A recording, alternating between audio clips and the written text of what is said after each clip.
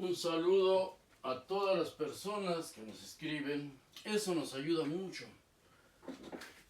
Algunos porque gustan de nuestras charlas, nuestra participación. Nos escriben esta última vez de Chile, Colombia, Argentina, España, desde luego de México. Nos han escrito de Perú. Incluso hay una persona que nos escribió hace meses desde Rumanía. Como dije en el video anterior, estos temas son muy difíciles, muy difíciles. Tenemos que ver cómo se va conformando en el Imperio Romano. Recordemos que estamos hablando de la Iglesia Católica Apostólica Romana, así se designa en ellos. Cómo se conforma en ellos, en el Imperio Romano, la creencia en la resurrección de los muertos. A partir desde luego de relatos muy antiguos, miles de años antes de Cristo, de sumerios, acadios, babilonios, y en todos ellos había resurrección. Pero donde más se desarrolló este tema fue en Egipto. Podemos buscar, le ponemos como título, los textos de las pirámides,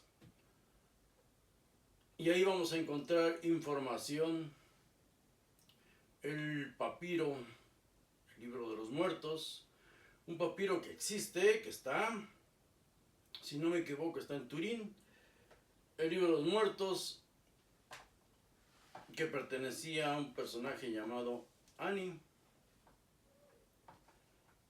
porque siempre fue un gran negocio para los sacerdotes, y entregar ese pergamino supuestamente los iba a instruir para que pudieran cruzar de esta vida a la otra.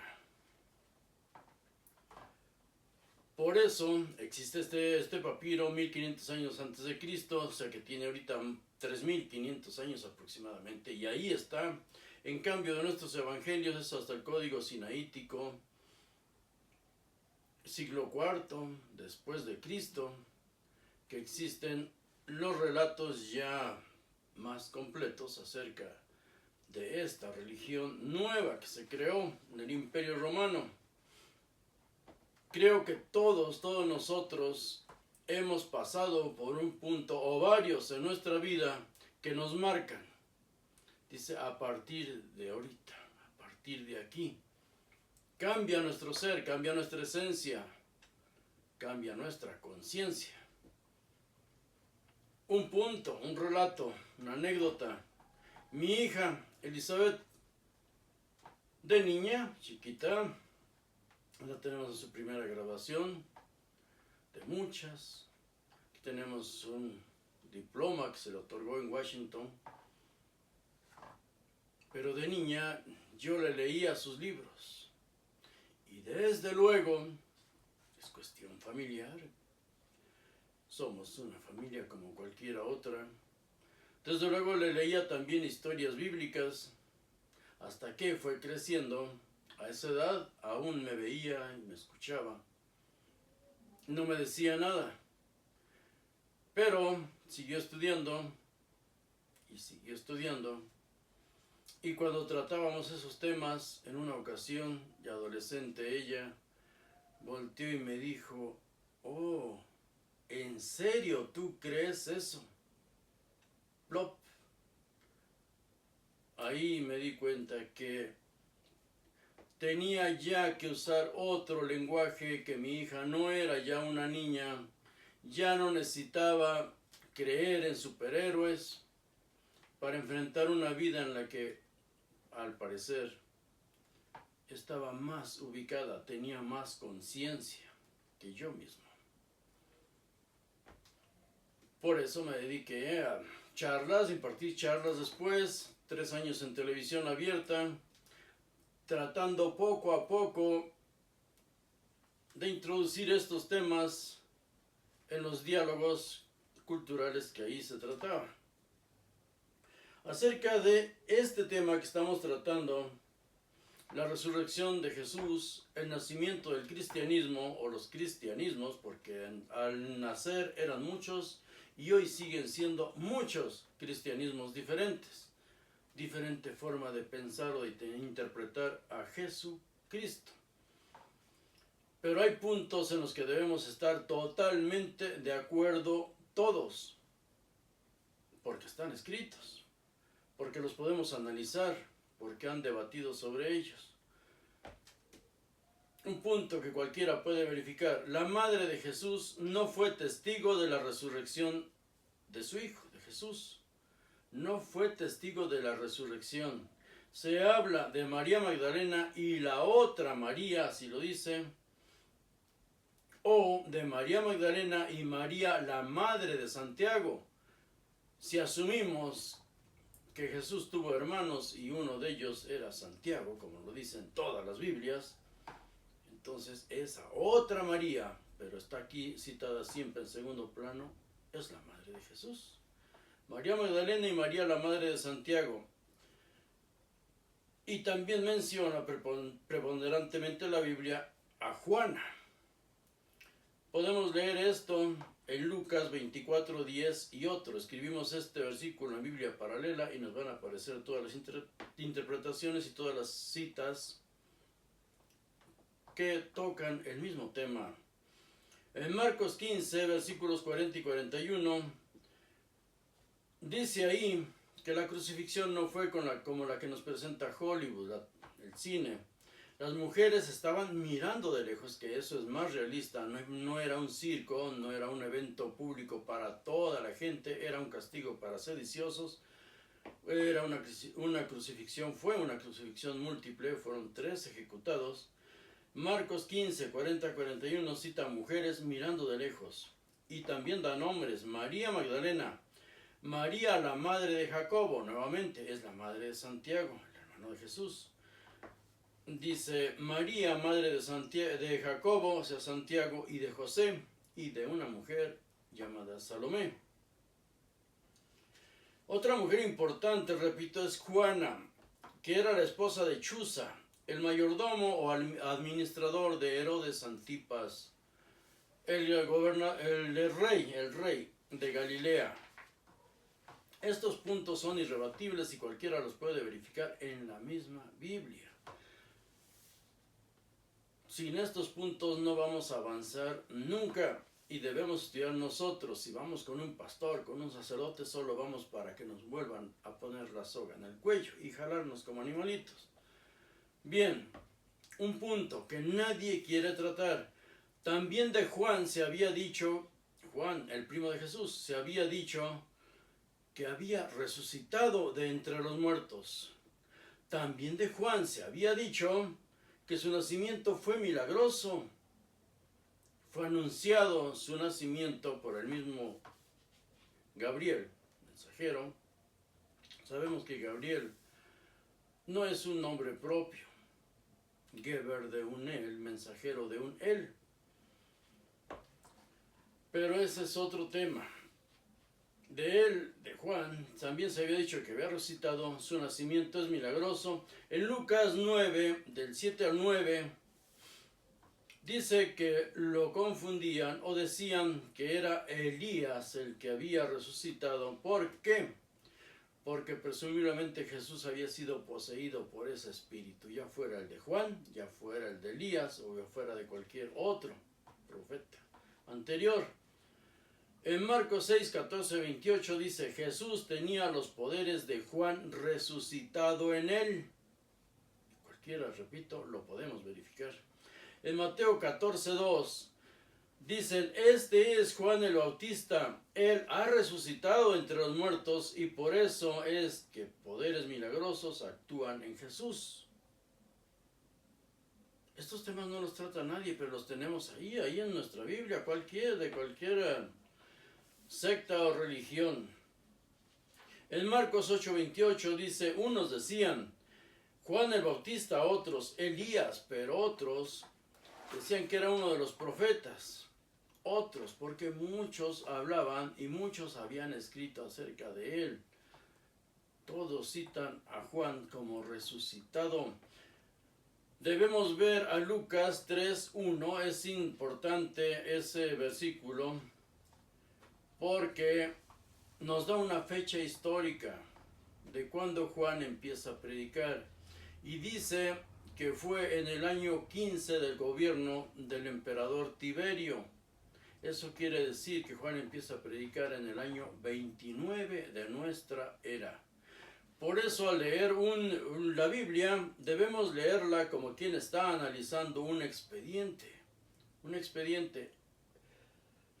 Cuando a un jurista, un abogado, un litigante, se le presenta un expediente para que lo analice, sobre todo si eres un juez, si trabajas en el Poder Judicial Federal, lo primero que vas a analizar es el parte policíaco, de qué se le acusa. Después, la declaración de él, poniendo énfasis, análisis serio, profundo, cada palabra de qué dice él de sí mismo. ¿Cuál es su declaración acerca de los hechos y de él? De él, cómo se ve él actuando en esos hechos de que se le acusen. En Lucas 8:3 habla de Juana nuevamente, la mujer del mayordomo o el administrador de Herodes Antipas.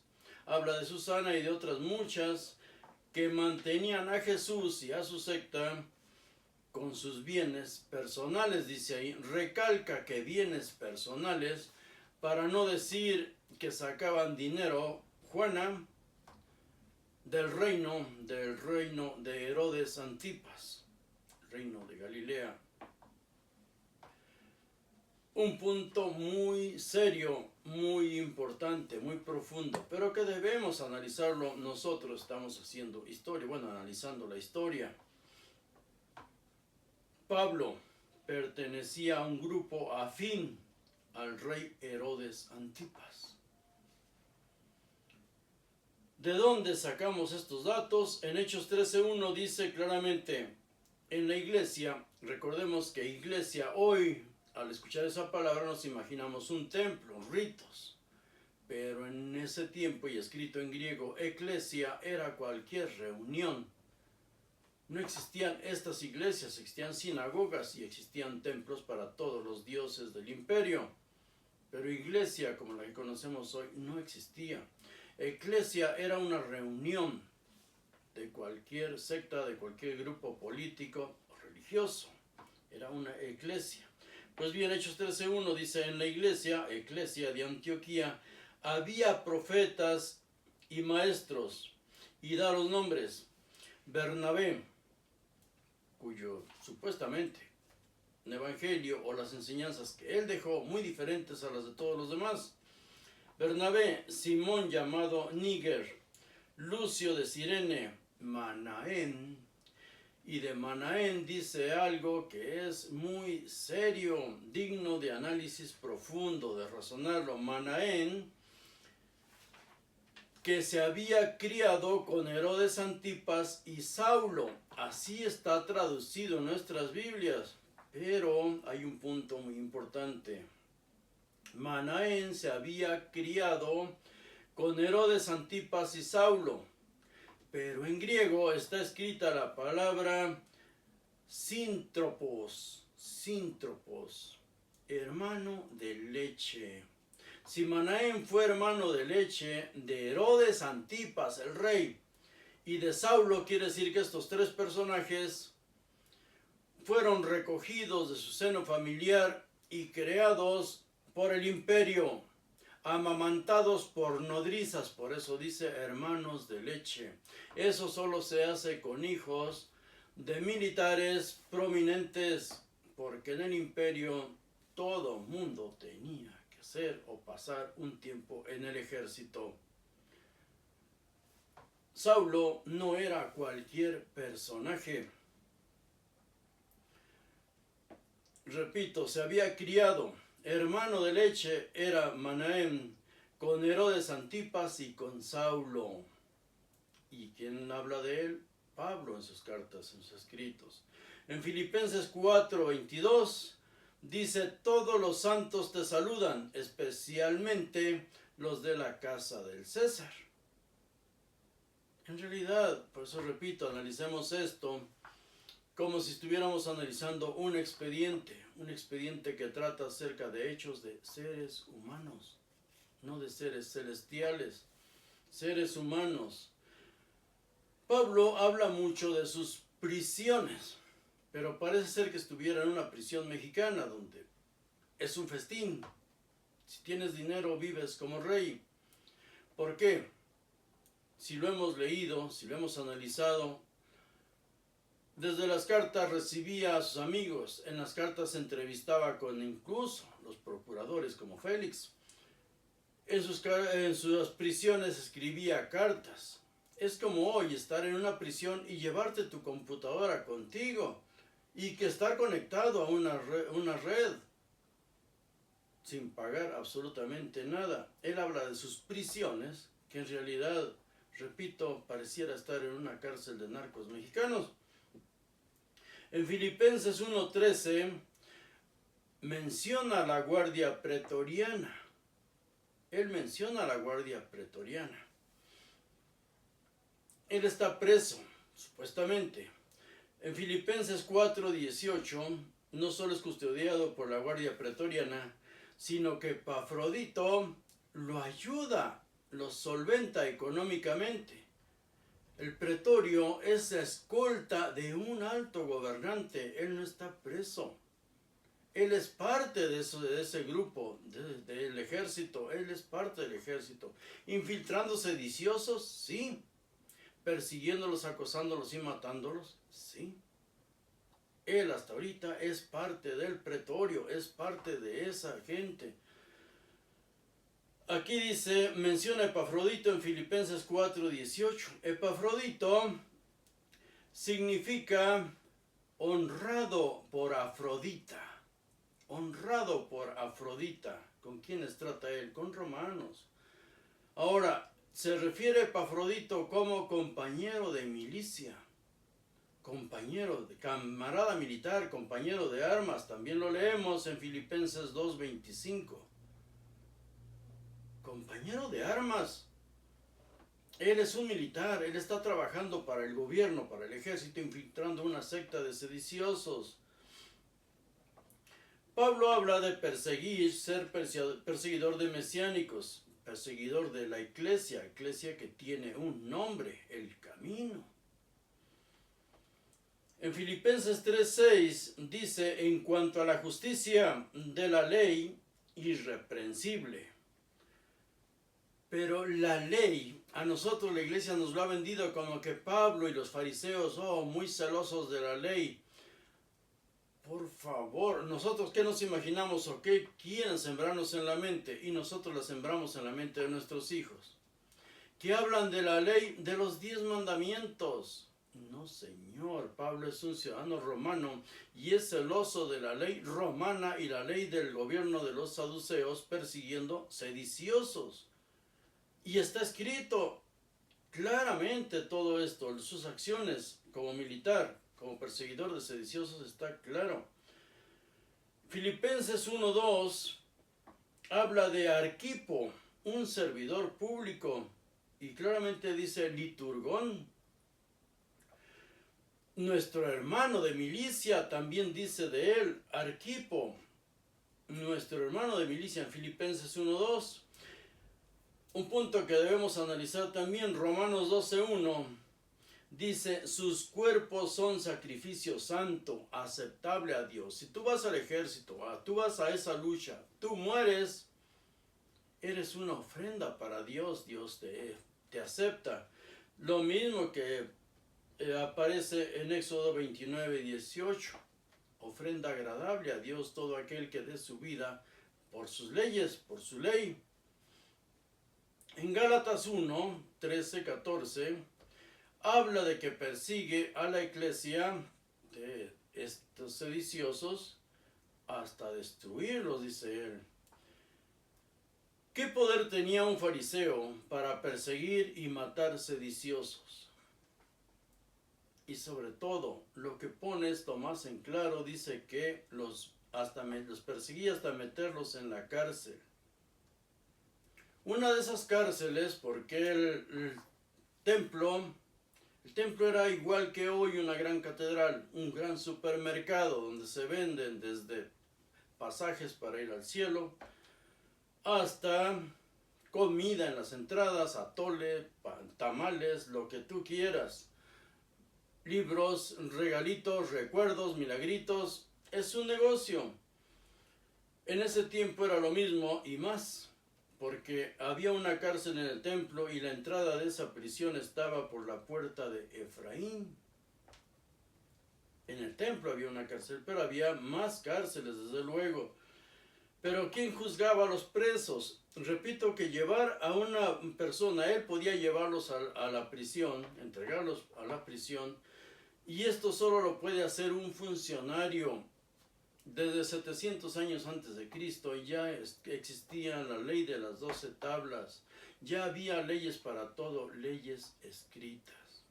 Si tú vas a entregar a un prisionero, debes escribir en un pergamino, por más pequeño que sea, el nombre, la acusación, los testigos, o sea, las pruebas de que tú lo estás entregando porque cometió un delito, para que sea juzgado, ya sea que lo entregues al templo, el gobierno, no podemos decir civil, un gobierno teocrático, o entregarlo directamente al Imperio Romano. Solo ellos podían juzgar y condenar. Pero ya antes tú, al atraparlo, lo habías interrogado y desde luego torturándolo, que era y sigue siendo la clave. Uno de esos puntos lo podemos ver en la ejecución de Esteban. El relato tiene muchos errores bíblicos, pero podemos tomar de la ejecución de Esteban algo que la misma iglesia reconoce como una fecha histórica. Ocurrió en el 36 de nuestra era. Debemos leer entre líneas, debemos aprender a leer fino para poder ir sacando datos históricos y cuadrar esto en la historia. En Hechos 8:3 dice que él perseguía, arrastraba, sometía, torturaba y asesinaba a hombres y mujeres. Dice, perseguía a la secta del camino hasta la muerte, encadenando y echando en cárceles tanto a hombres como a mujeres. Y en Hechos 22:3 dice que los llevaba arrastrando. Este San Pablo era un tremendo bribón. Un hombre que porta un arma es porque está dispuesto a usarla. Y si un hombre trabaja para el gobierno y persigue hasta la muerte, como lo grita él, a esa secta, y lo grita, los perseguía hasta la muerte en Hechos 22:4, es un asesino. ¿Cuál San Pablo? Es un asesino. Ahora, dice también en Hechos 22:5 que recibió cartas, permisos, órdenes del Sanedrín. Hechos 22:5. Él era un funcionario y hay quienes, yo veo historiadores que pretenden manipular la historia, porque dicen que al ser fariseo no podía tener cartas del Sanedrín. Por favor, judíos que Mario Sabán no conocen ni su propia historia.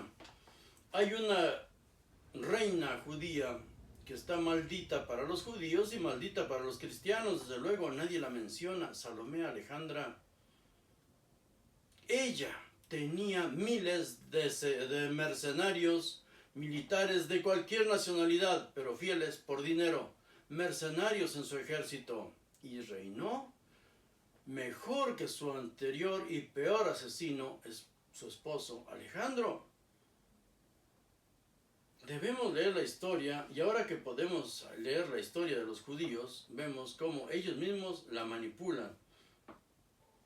Claro que podía tener cartas de Sanedrín, la podía tener cualquier mercenario que trabajara incluso para el gobierno, porque dice que fue hasta Damasco y solo los militares podían actuar ahí por motivos de jurisdicción. Todos estos temas legales ya existían, repito, 700 años antes de Cristo, y nosotros en cualquier universidad, no solo en México, imagino, cualquier otro país, se basa en el derecho romano. Para perseguir sediciosos, solo los militares y los servidores del Sanedrín, del gobierno teocrático de Judá, podían hacerlo. Desde luego, también el ejército del rey Herodes Antipas.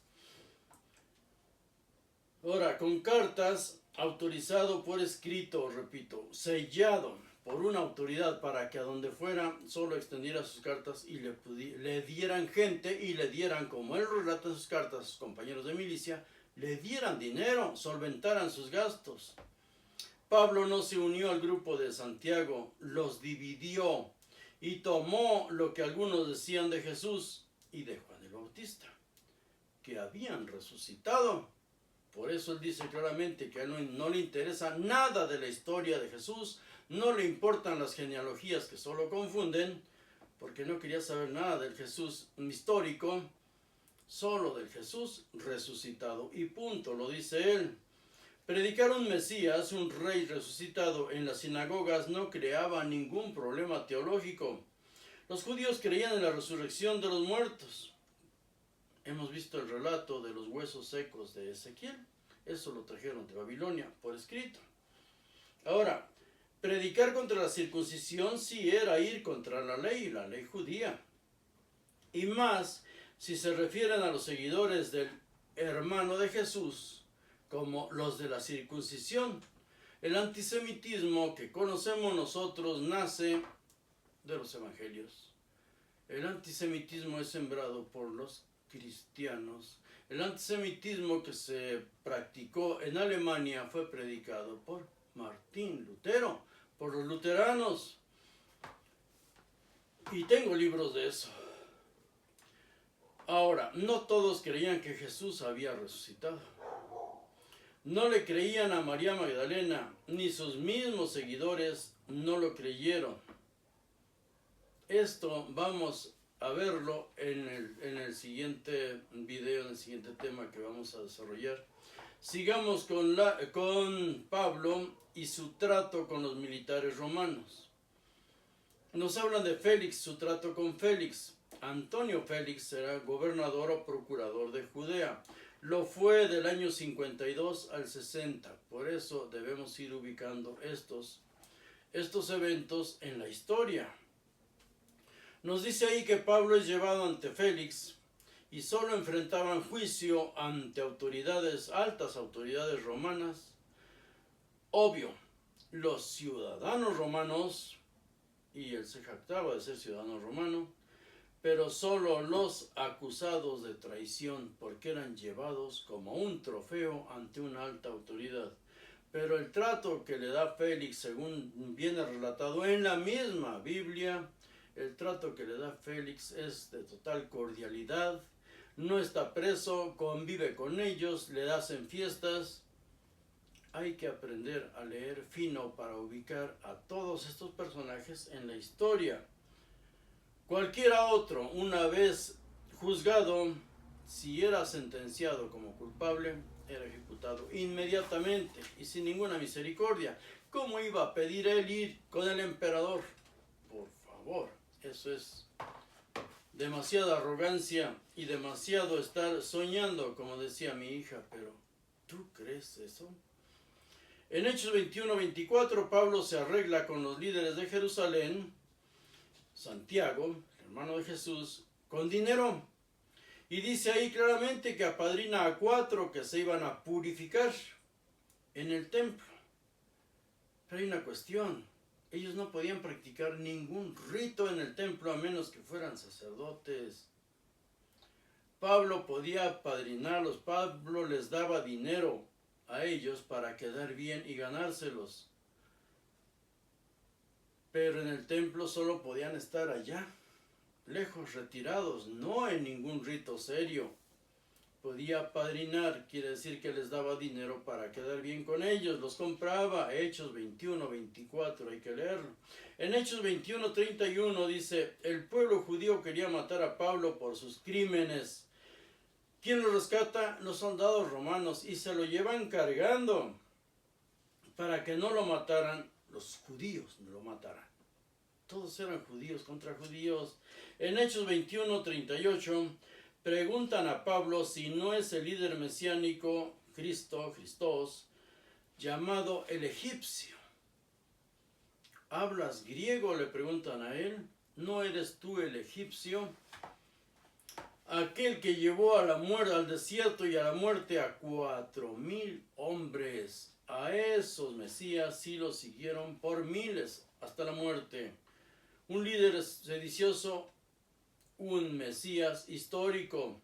En Hechos 21:37 aparecen dos palabras clave. Pablo es llevado ante un alto funcionario romano. Un comandante, traducen en algunas Biblias, un tribuno en otras, pero en griego es quilarjo. Y esos jefes militares estaban al frente de por lo menos 1,000 hombres. No era un centurión, era un muy alto funcionario.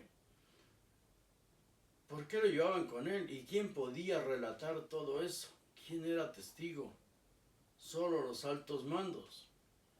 Yo fui militar 11 años aquí en México. Yo trabajé en el servicio de inteligencia. Yo sé lo que es eso.